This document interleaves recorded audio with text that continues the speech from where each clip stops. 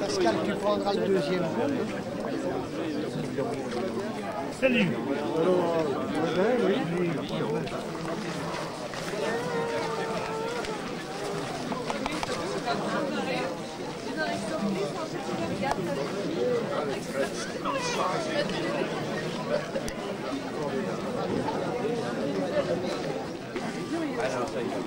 C'est dommage que cette...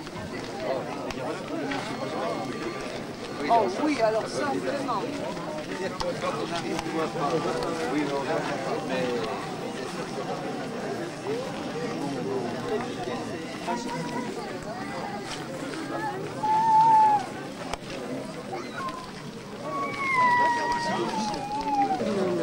Pour le tour, il ressemble, il n'y a pas le...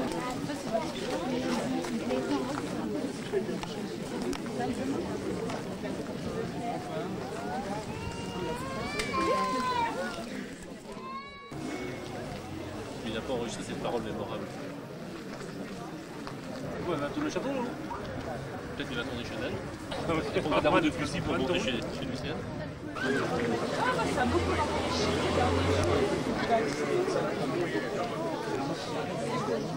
commenter la maison du sec, mais on parle de la Norvège.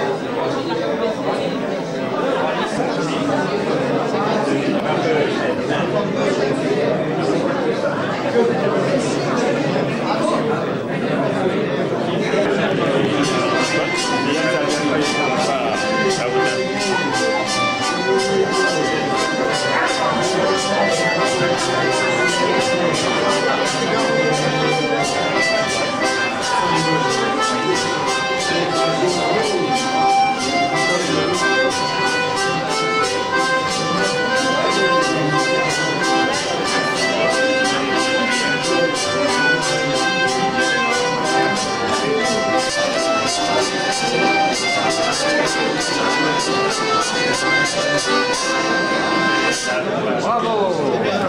Bravo!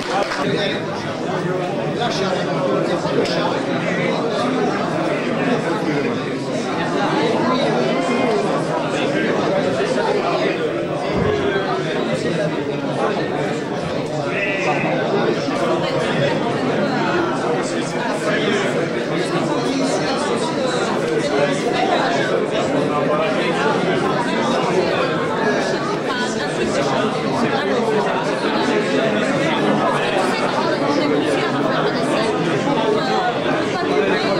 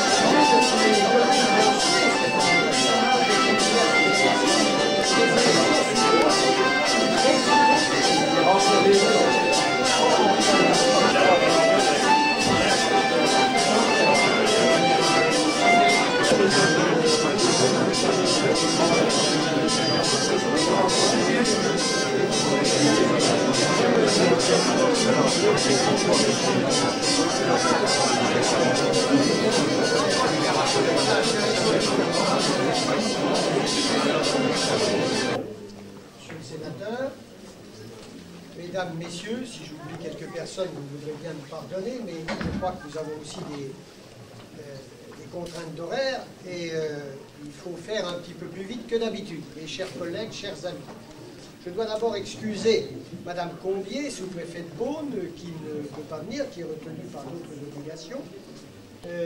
Monsieur de Broissiat, qui est représenté par notre conseiller général Grillot, vice-président du conseil général. Je dois excuser aussi monsieur Alain Suguenot, mais qui est représenté par son suppléant Pierre Damy, Madame Rignot, qui s'est excusée aussi, et le président du parc, René-Pierre Signé, que je représente aujourd'hui. J'aurai donc, pour une fois, une double casquette, une grande et une petite, ou une petite et une grande, à votre choix. Vous avez été accueillis par quelques airs morvandiaux qui sortent du terroir.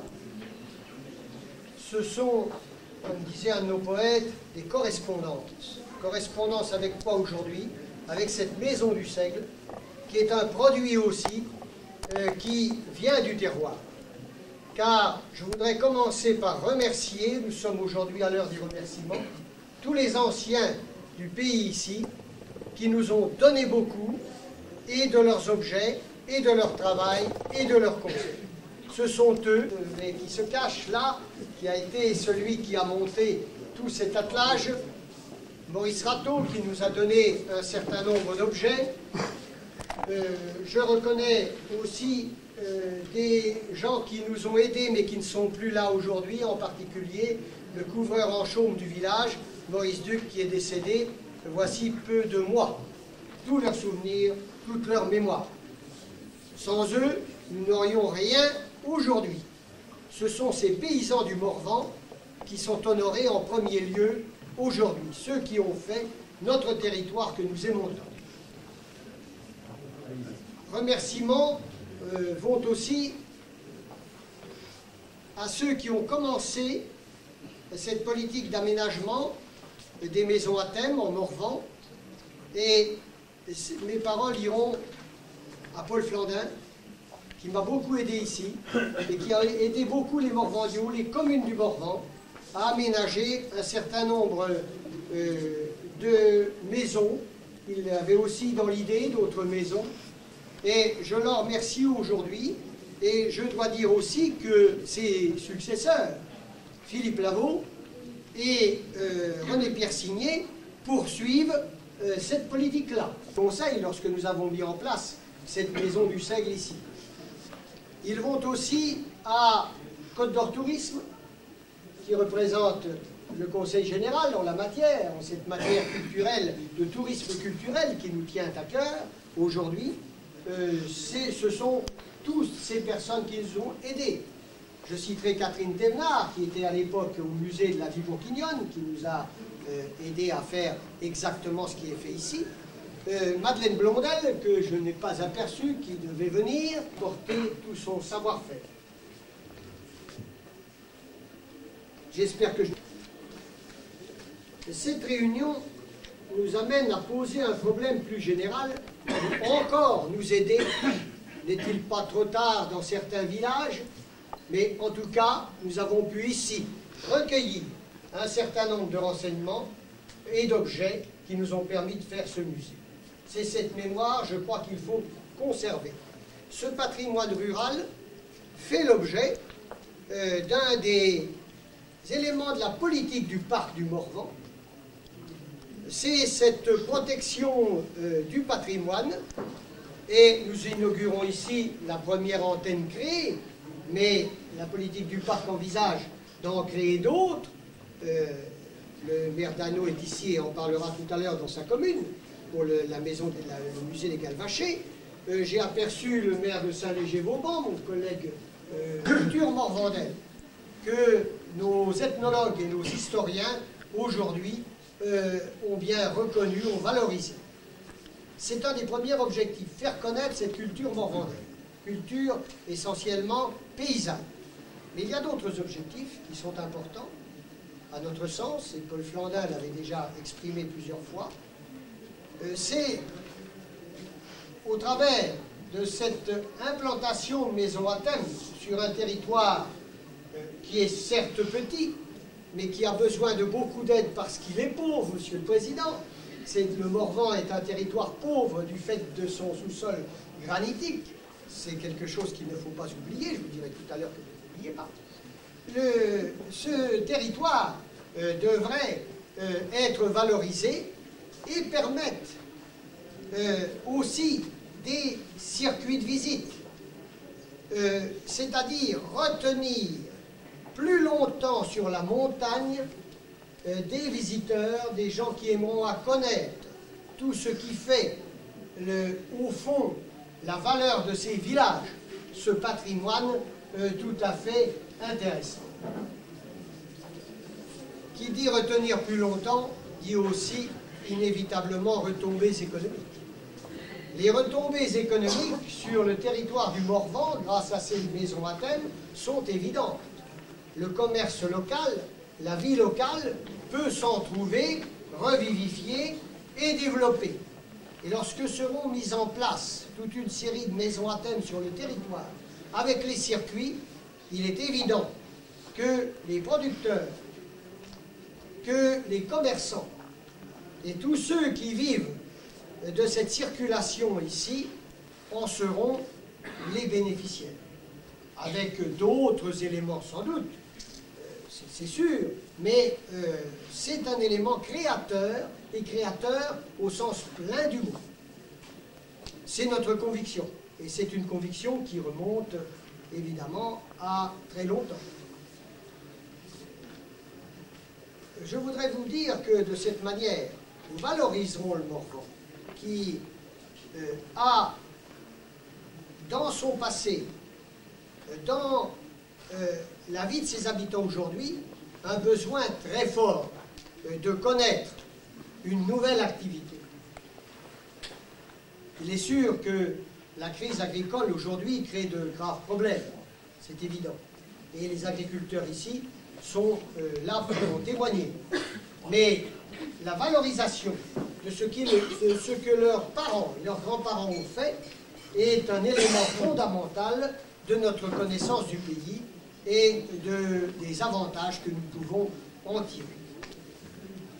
Nos grands maîtres, à beaucoup d'entre nous, depuis Fernand Braudel par exemple, ont essayé de présenter ce qu'était la France dans ses profondeurs. Et c'est cette France profonde que aujourd'hui il convient de connaître et de présenter au public, qui ne l'a peut-être pas été assez présenté. C'est un élément fondamental de ce qu'on peut appeler l'aménagement du territoire. Monsieur le Président, messieurs les élus, il est clair que les générations présentes et à venir, si vous nous aidez à continuer ce type de politique, vous en rendrons, pour les années qui vont venir, un hommage tout à fait important, pas seulement respectueux, mais un hommage du cœur.